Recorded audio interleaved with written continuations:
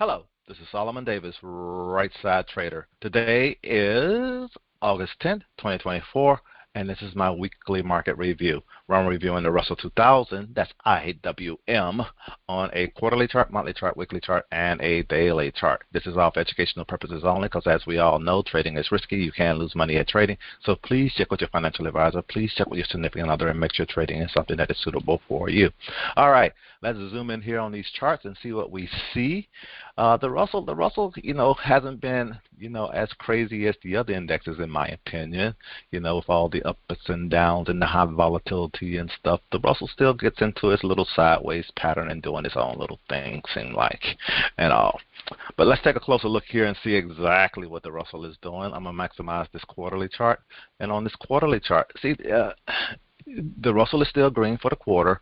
It's still above the pivot. It hasn't done anything really. It gave a shot up into this whole supply back over here, and got pushed right back down to where it had been trading just about all year. Where it ain't just about where it's been trading at all year long, and that's where it's at. It's still not doing anything, guys. But we are getting a bullish looking pattern. That's a bullish harami forming right here on right at this time of the month, but we got to see what happened. But that's been a lot of selling pressure to push this thing all the way back down here from up there. On the Russell, that's a big move. That's like a $20 move. That's pretty big on the Russell.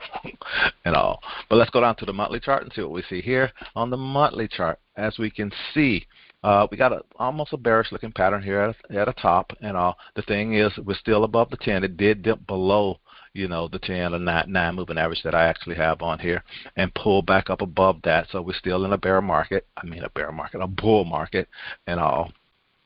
we just got to see what's going to happen. But we got a bearish looking pattern here forming, at the top. The thing is, come next month, will we get any kind of confirmation of this pattern that we're beginning to see here? And all these bears going to really hop in here and push this thing, try to push this thing back down even lower.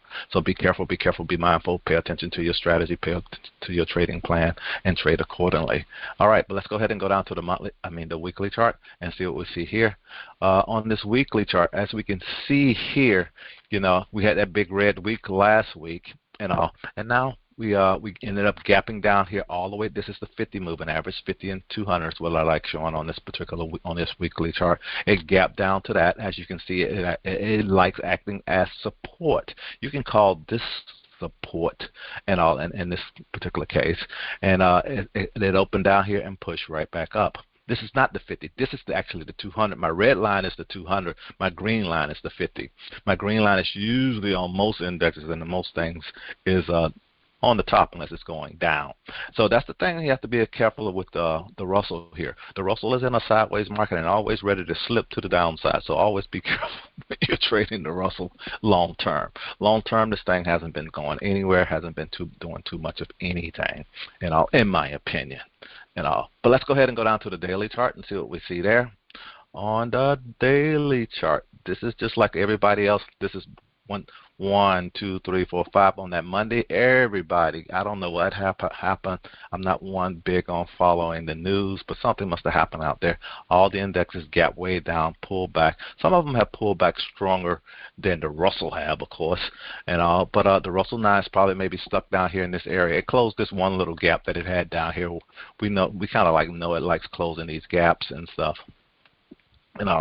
and right now the question is, I was looking to see if the Russell can actually get back above 210. It hasn't gotten above 210, so that looks pretty good to me. Like it may end up hanging out down here for a while. The Russell likes going sideways, once it gets in a range, So that's pretty good. So now again, you're back below, but it's below 200 where you're looking at that. You don't want to see this thing go below. It went down here to this area right here where it was consolidating before and jumped out of there.